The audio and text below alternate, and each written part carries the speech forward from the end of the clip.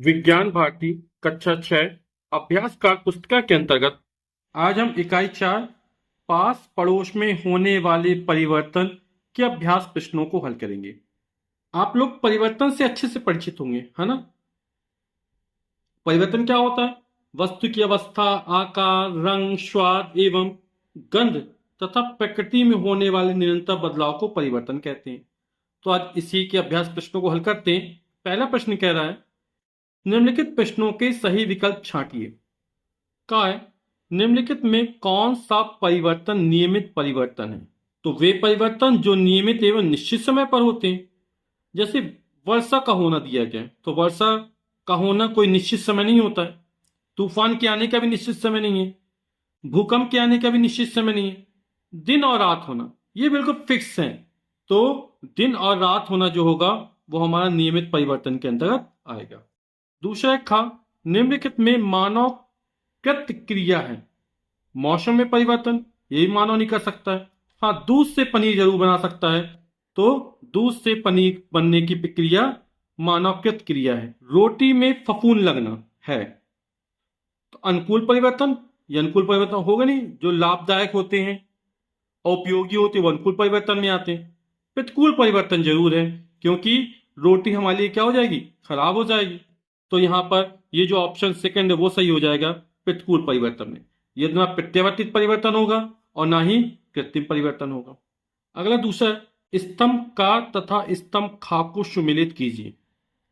जल का वाष्पन, तो जल का वाष्पन जटिल परिवर्तन नहीं है, प्राकृतिक परिवर्तन भी नहीं है, अनुकूल परिवर्तन भी नहीं है, चुंबकीय ऊर्जा भी नहीं है, सौर ऊर्जा। तो यहां पर सौर ऊर्जा के कारण जल का वाष्पन होता है। तो यहां पर का जो हो जाएगा ये हमारा सौर ऊर्जा। फिर कोयले का बनना, तो कोयले का बनना निश्चित रूप से एक जटिल परिवर्तन है। तो यहां पर जटिल परिवर्तन हो जाएगा। चुंबक द्वारा लोहे की वस्तु को उठाना, तो ये किसमें आएगा? चुंबकीय ऊर्जा में आ जाएगा। ज्वार भाटा का आना, तो ज्वार भाटा का आना कैसा है? ये प्राकृतिक परिवर्तन है। तो ये प्राकृतिक परिवर्तन में चला जाएगा। और आम का पकना, ये हमारा अनुकूल परिवर्तन है। तो अनुकूल परिवर्तन में चला जाएगा। प्रश्न संख्या 3 है, निम्नलिखित प्रश्नों के उत्तर एक शब्द में दीजिए। एक शब्द में उत्तर देना है। कोयला किस प्रकार का ईंधन है? तो जो कोयला हमारा है वो जीवाश्म ईंधन है। परिवर्तन का कारण हटाने पर पुनः मूल पदार्थ का प्राप्त होना किस प्रकार का परिवर्तन है? जैसे हम रबड़ की जो डोरी तो खींचे तो खिंच जाती है और जैसे ही छोड़ते हैं फिर अपनी अवस्था में आ जाती है। तो ऐसे परिवर्तन क्या बोलते हैं? प्रत्यावर्तित परिवर्तन कहते हैं। तो यहां पर आ जाएगा प्रत्यावर्तित परिवर्तन। अगला है, बिजली के पंखे की गति को तेज या धीमा करना किस प्रकार का परिवर्तन है? तो यहां पर तेज या धीमा करेंगे तो अपने अनुसार करेंगे। तो ऐसे परिवर्तन किस में आएगा? नियंत्रित परिवर्तन में आएगा। तो यहां पर लिख देंगे नियंत्रित। उपयोगी तथा लाभदायक परिवर्तन किस परिवर्तन के नाम से जाने जाते हैं? तो आप लोग समझ गए उत्तर क्या होगा इसका? अनुकूल परिवर्तन। तो यहां पर लिख देंगे अनुकूल। अगला है, निश्चित समय पर लगातार होते रहने वाले परिवर्तन कौन से परिवर्तन कहलाते हैं? तो यहां पर ये जो परिवर्तन होगा वो नियमित परिवर्तन होगा। फिर अगला चौथा प्रश्न है, निम्नलिखित प्रश्नों के उत्तर दीजिए। भौतिक तथा रासायनिक परिवर्तन में अंतर लिखिए। परिवर्तन में कोई भी नया पदार्थ नहीं बनता है ना। और रासायनिक परिवर्तन में एक नया पदार्थ बन जाता है। भौतिक परिवर्तन क्या होता है? अस्थायी होता है। जैसे पानी से बर्फ बन गया, फिर बर्फ से फिर पानी बन जाता है। तो कैसा है? अस्थायी है। लेकिन जो रासायनिक परिवर्तन होता है वो स्थायी होता है। और भी हो सकता है। भौतिक परिवर्तन उत्क्रमणीय होते हैं, रासायनिक परिवर्तन उत्क्रमणीय सामान्यतः नहीं होते हैं। तो लिख देते हैं अपन लोग। तो भौतिक परिवर्तन में परिवर्तन के पश्चात पदार्थ को पुनः पूर्व अवस्था में प्राप्त किया जा सकता है। और रासायनिक परिवर्तन में परिवर्तन के पश्चात पदार्थ को पुनः पूर्व अवस्था में आसानी से प्राप्त नहीं किया जा सकता है। इसमें कोई नया पदार्थ नहीं बनता है। इसमें परिवर्तन के पश्चात नया पदार्थ बनता है। रासायनिक परिवर्तन में जो भौतिक परिवर्तन वो अस्थायी होता है, जबकि रासायनिक परिवर्तन कैसा होता है? स्थायी होता है। फिर अगला प्राकृतिक तथा कृत्रिम परिवर्तन में विभेद कीजिए। तो प्राकृतिक तथा कृत्रिम परिवर्तन में अंतर क्या हो जाएगा? प्रकृति में स्वतः होने वाले परिवर्तन को प्राकृतिक परिवर्तन कहते हैं, जैसे दिन रात का होना, वर्षा, तूफान, आंधी आदि का आना। मनुष्य द्वारा किए गए परिवर्तन को कृत्रिम परिवर्तन कहते हैं, जैसे दूध से दही का बनना, घी और क्रीम का बनना। फिर ग नंबर, अनुकूल तथा प्रतिकूल परिवर्तन के दो दो उदाहरण कीजिए। अब यहाँ पे हमें दो दो उदाहरण लिखने हैं, अनुकूल परिवर्तन को, प्रतिकूल परिवर्तन के। तो अनुकूल परिवर्तन कहते किसे हैं? तो उपयोगी तथा लाभदायक परिवर्तन को अनुकूल परिवर्तन कहते हैं। जैसे आम का पकना हमारे उपयोगी और लाभदायक दोनों है, दूध से पनीर का बनना। और प्रतिकूल परिवर्तन क्या कहलाते हैं? अनुपयोगी और हानिकारक परिवर्तन को प्रतिकूल परिवर्तन कहते हैं। जैसे दूध फट गया या लोहे में जंग लग गई, तो ये प्रतिकूल परिवर्तन के उदाहरण हो जाएंगे। परिवर्तन में होने वाली आपसी प्रतिक्रिया को एक उदाहरण द्वारा समझाइए।